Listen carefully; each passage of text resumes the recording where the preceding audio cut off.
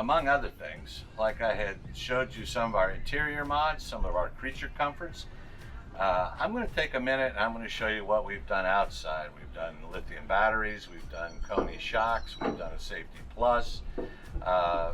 So we've added quite a few things to the outside to make our coach great for boondocking and handle better on the road. And so hang on, and we'll take you around underneath the coach and we'll show you what we've done. One of the first mods I did was the batteries in the coach. I got rid of all the lead acid batteries and I put in Renogy 100 amp hour lithium batteries. So I have 6 lithium batteries in the coach. Over here I have a Midnight solar charge controller. Behind it I have a lithium rover charge controller, and then everything goes to 2 bus bars in the back. There's 2 60 amp breakers back in there buried.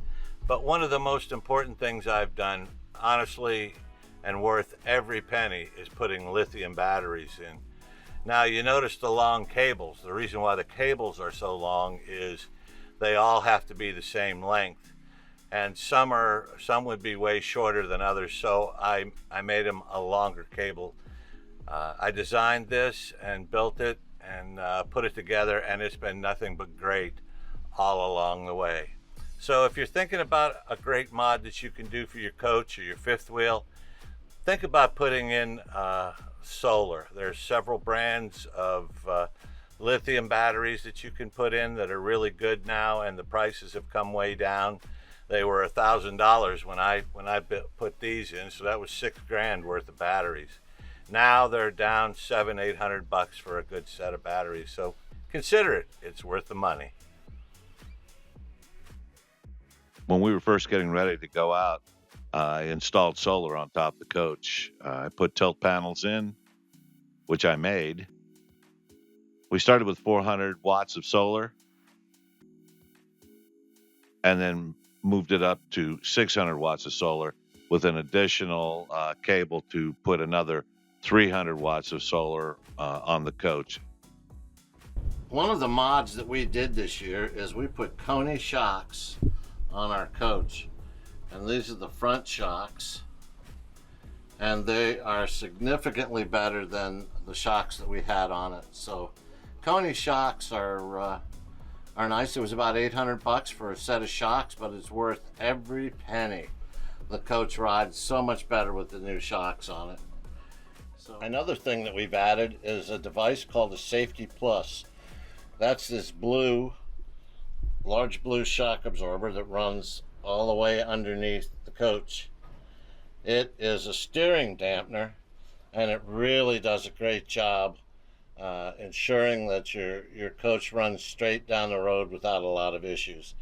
So you combine the Koni shocks with the steering dampener, the Safety Plus, and it really does improve the driving experience in your motorhome. So, when they call it a Safety Plus, it is just that. It really does work, and worth every penny. They're about $700, and there's probably another $400 for installation. One of the last things that we did was we added Starlink to our motorhome. It's $135 a month, and when we go boondocking, it's awesome because we have great internet no matter where we go. We have an 8-foot pole with a Starlink antenna on top. Even if it snows, it heats up and will melt the snow. The cable from the Starlink comes up and runs in. This is the back of the refrigerator, and runs into here. And then I've cut a hole through the side of the slide, and it runs underneath the cadenza inside the coach, and comes all the way up and connects to a router, which gets plugged into the 120 volts AC and operates the Starlink. I also store that cable inside this bay. So all I got to do is pull it out, hook it to the Starlink, and then mount it on the back of the coach. And I'm going to show you how to do that. The wire that you see running right here is for my ham radio.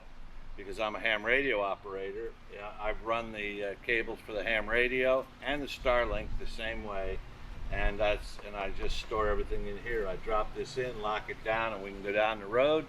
And when we park somewhere, I put up the antennas, and I've got ham radio, and I have Starlink, so it's pretty awesome. Let me show you how we mount it on the back of the coach. Well, the way we mount it is we take that 8-foot pole, that aluminum pole that the Starlink is on, which is actually a flagpole that you can purchase. We put the bottom in here, and then the top slides in way up there. And the Starlink just sits in there, doesn't move, works great.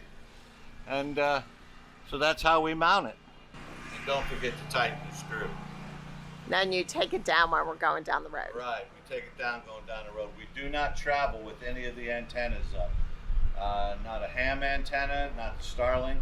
So when we boondock, we have satellite TV, we have dish, and we have the Starlink.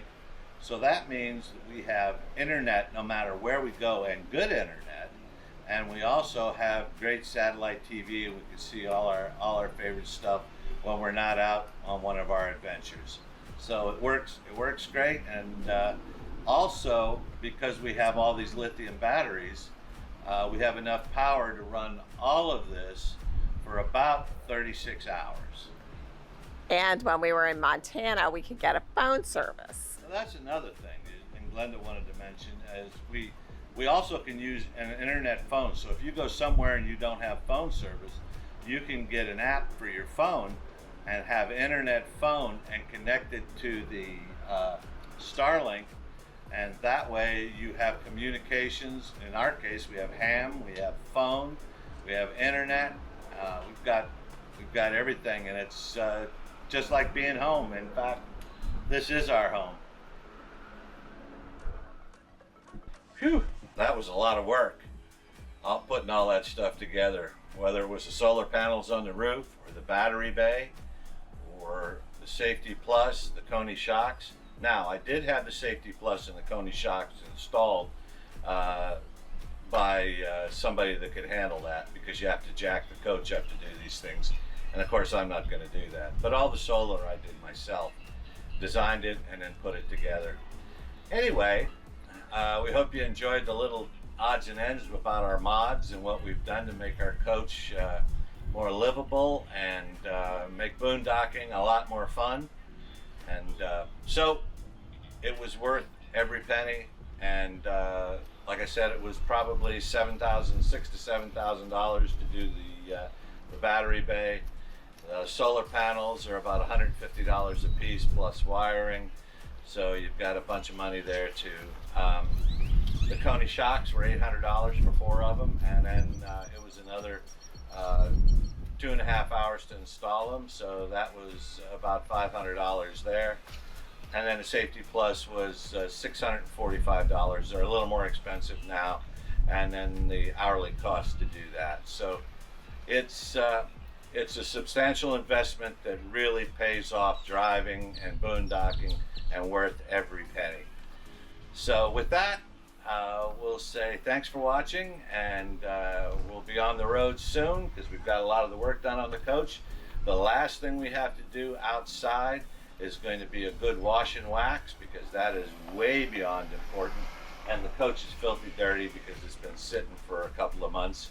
So we're going to get it washed and waxed, and we're all lubricated, and we're ready to go. So stay tuned. We got lots of adventures coming up this spring and summer, and we're going to start with Big Bend National Park in West Texas, Southwest Texas. Anyway, if you like this video, like, share, comment, and subscribe. We are Parents on the Fly.